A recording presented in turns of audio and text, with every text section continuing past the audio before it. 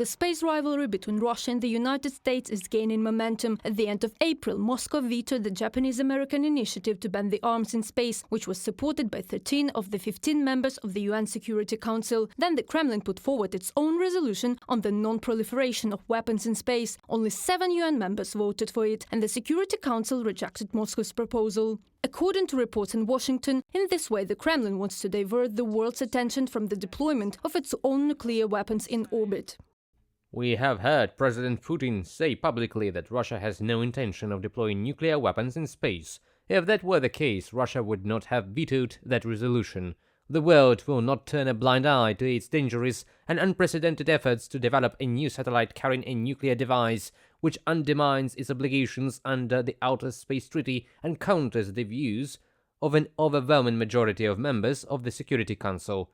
Robert Wood, U.S. alternate representative for special political affairs in the UN, at the UN General Assembly meeting.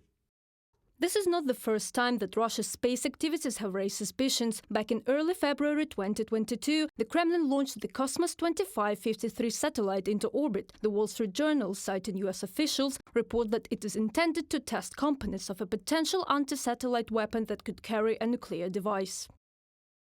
Russia said that the spacecraft is intended for scientific research, a claim that US officials said isn't plausible. Though the US has been aware that Russia was interested in a nuclear anti-satellite capability for years, it has only recently been able to better determine the program's progress. The eventual weapon could wipe out satellites in a part of space dominated by US government and commercial assets, including SpaceX Starlink constellations.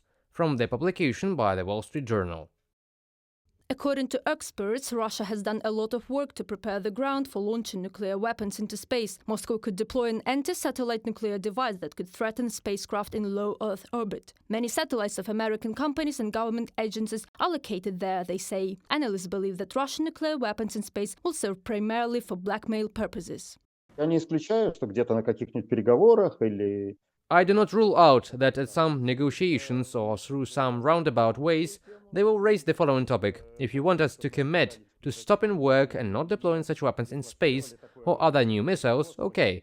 But then you undertake, for example, that in Kyiv there will be a regime friendly to us, and Ukraine will never be accepted into NATO, and no Western weapons will be supplied to Ukraine.